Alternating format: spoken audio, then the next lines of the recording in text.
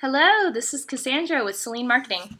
First off, I just want to give a huge shout out to the people who came out to yesterday's talk on wellness culture and social media for wellness providers. A lot of people have been asking for a replay on that, so instead I wanted to go ahead and make a full video going over the pillars of social media success for wellness providers so you can really get the highlight reel from that talk. The time, attention, and effort that we as a society are willing to put into taking care of our health and well-being has jumped dramatically in the last few years, as I'm sure most of you are really aware of. Instagram today is full of up-and-coming brands promising the next best product or service to help your body or mind or to prevent long-term diseases. So with a plethora of health and wellness providers around, what can you really do to stand out? So wellness culture is something that really encompasses wellness as a whole as well as the community around you, especially prevalent here in Central Oregon. The World Health Organization defines wellness as a state of complete physical, mental, and social well-being, not just the absence of disease or infirmity. Wellness culture really helps to define how many Central Oregonians are working to improve their health physically, mentally, and emotionally together as a community. So in the past, wellness was more about fixing things that were already wrong with your health or already broken, right? But today's wellness warriors are a little bit more preventative. They want to live healthily, they want to educate themselves, and they want to take care of their bodies before something starts to go wrong, which is generally a safer approach to take. So wellness culture is about improving your lifestyle with the right support more than anything else. At the heart of that wellness culture is a focus on lifestyle and community, not on products or services. This is ultimately what all wellness providers do and offer with their businesses. The problem with that is that a lot of pharmaceutical companies have started to scare us. They've made us really wary of paying money for our health, even though we know that there's no better investment to make than in our own lives and in the lives of our loved ones. So the real question here is, how can you use social media to build a strong supportive community, educate people who are already curious, and connect with your audience in a genuine way? There's a few proven tactics that you can do here that kind of break down into the 4 pillars of social media success for wellness providers. So let's start going over those 4 pillars together. The first one, of course, is going to be choosing the right social network for you. You don't want to be on all of them or kind of split the difference between a lot. For instance, you don't want to be on Facebook and just do a mediocre job there. It's better to not do it at all than risk hurting your brand and image. What's right for me might not always be right for you, so let's break it down pretty simply. B2B businesses function really well on LinkedIn and see a lot of success on YouTube. B2C, on the other hand, does really well with Facebook and Instagram.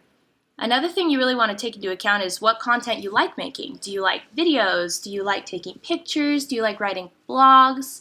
And that way you can start to work with what you actually enjoy rather than suffering through content creation that doesn't feel like a good fit to you. One more thing that you can take into account here is the demographic that you're looking to target. You can take a look at the clients that you already have or the clients that you're looking to get more of, and then break it down that way. Older demographic is going to be on Facebook. A younger demographic is going to be more popular on Instagram and Snapchat. So you can try looking into those networks and seeing if your tribe is already there, and that's a great place to start connecting. One of the most important things that you can do here is create content that really connects. You want to be guiding and motivating the people that are following you, especially as a wellness provider. Nobody's going to start following you unless you already have content, and content that's strong and really works well with the people that are following you already. So you want to start by completing and optimizing your profile, your username, email, putting a nice image, putting descriptions, and really talking about the benefits of following and subscribing. When you're posting content, it's really important to keep a theme or a color palette in mind. That'll help make your photos look a little bit more cohesive on your profile and will help to translate your brand image effectively. If you're not sure what to create or what kind of content is going to work well for your specific industry, you can always check your competitors. No matter how unique you are, you do have competitors, so just go with the closest that you can find. For instance, Uber uses taxis before Lyft was around, and that was a good way for them to figure out, what are taxi drivers doing? What aren't they doing? What are these companies using to promote themselves? And where can I come in and do what they're doing, but do it better? So one thing that you can do is record videos. You can also share links. BuzzSumo is a really good thing that you can try. It helps you find popular articles in your niche, and that way you can start coming up with some topics to really start writing or vlogging on. Another really good thing to share for content is just testimonials. People that have worked with you, people that know you, people that are excited and have seen a lot of value in what it is that you do are usually going to be your best reps, and those are going to be even better for your business than just the content that you create. And the testimonials are going to be a little less work on your end too, so added bonus. A good example of this is when Weight Watchers noticed a dip in sales back in 2015. Their market research showed that customers really wanted a lifestyle brand more than they wanted something focusing on the diet itself. So they were competing at that point with a ton of apps, boutique fitness clubs, a bevy of nutrition programs, and they realized at that point that in order to continue building their audience, they had to make a change to the story that they were telling. So rather than focusing on the loss aspect, losing weight, they focused on what you would gain from working with their program. And that pivot is really big because it links back to brand storytelling. So they're talking about not just being there for you, but they want to hear about what you're going through and taking that journey with you. So they're really focusing on building that community. So if you go over and look at their website, you'll notice that they don't use the word diet as much anymore. They use livable program. And the words flexible and livable are used on almost every single page on their website. Even their logo now is 2 vertically linked W's, so it's the same, but it's different. The third big pillar that we're going to talk about here is finding your tribe. So you want to ask yourself who you can help the most and how you can really go about doing that. The first step there, of course, is going to be networking. You'll want to connect with different people who are already passionate about their health as well as the health of others, people in your community, and people you can find online. So if you're taking the online approach, you want to start by commenting on posts and accounts that you really connect with, sending direct messages when possible, and just really starting to build that back and forth relationship as you go. You'll also want to be inviting friends to follow your page and your accounts, and occasionally running ads in order to help build up your base. The number one thing here, of course, is being authentic and really helping everyone that you can. Providing that free value is going to be really important in showing that you're genuine, you really do care about them, you care about their health, and you're willing to help and support them in any way that you can. A really good tool that you can use to find out where your online audience is currently hanging out is Mention. If you haven't heard of Mention, it allows you to track specific keywords in real time anywhere on the web, which can be super helpful for both building up content and then audience discovery as well. So you want to make sure that your business is really easy to find online. Your social sharing icon should be prominent on your website, they should be in your email marketing campaigns, and anywhere else where you're posting content or communicating with your audience. From there, the fourth pillar is really about fostering that community that you've started to build up. There are lots of businesses out there that offer similar products or services to yours, so you really need to work to stand out. That's something that you can start to achieve by building trust in your community and helping your followers with the issues that are really unique to them personally. So you want to provide value to your audience. You can use social media not just to directly promote yourself and what you offer, but to interact with your customers or your clients and start to learn what their key pain points are. If you want more results from your marketing, you'll need to do your best to really solve problems for your customers before they start giving you money or before they start even scheduling their free consultations with you. You also want to make sure that you're creating a space for your members in a really judgment-free, safe zone. The most important thing, of course, about any community is to not feel bullied or judged or left out in any way.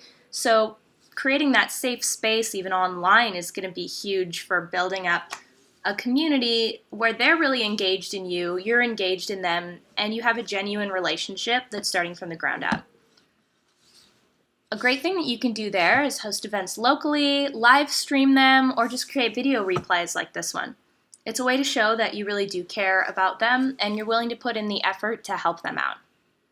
Another really big thing you can do is rewarding your followers. So some wellness brands will ask followers to post their favorite recipes or explain how they incorporate their particular products into their everyday lives. Once your followers start submitting those posts, you can choose a winner and feature that on your profile. So having followers featured on your profile really makes them start to feel valued and important, and offering them free products or services as a prize can allow them to try out what you have to offer and possibly become a loyal customer. A loyal customer who's going to share about you and what you do through social media and word-of-mouth marketing to their followers and friends is going to be super valuable and important for your business. From there, there's just a pretty simple bonus. Always, always be authentic with everything that you do with your marketing. People like to deal with businesses that they trust.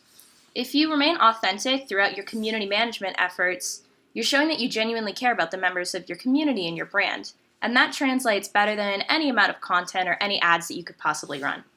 Remember that your audience is going to be really diverse here. People are there for different reasons, they're on different journeys, and no matter where they are in that journey, they're going to be to some extent coming to you to get the support and the help that they need. One good way to start connecting is to ask questions and start conversations to get to know your audience better. That'll really help your business in the process because you'll start to learn, who your ideal customers are, what their biggest problems are, and how you can help solve them. Another really big thing that I want to warn against that I see some people doing pretty early on, especially in the wellness business, is pushing people to buy or do anything for you right from the get-go. Don't ever start asking for something at the beginning of a relationship. If you go on a first date and you walk in and you're like, "Hi, let's get married," you're going to freak them out. Don't do that. You want to start by asking questions about them, getting to know them. You want to start building that support and just showing that you're genuinely invested in them before you start asking for the sale or for them to become a client or for them to really purchase anything from you. If you think about a random stranger in real life and you're walking up and asking something from them before you really give anything, they're going to feel hesitant. So you really want to build up that relationship first, and sometimes that'll take months before you even start asking for the sell. Social media is a great opportunity for brands, but building a community is about a lot more than just promotion. With a little bit of effort and creativity, you'll stand a great chance of engaging your clients, getting the attention of new prospects, and increasing your exposure. Thank you so much for watching. I hope you got a lot of value out of this, and if you have any questions, feel free to just shoot me an email. My email address is cassandra@celinemarketing.com, and I'm looking forward to talking with you soon.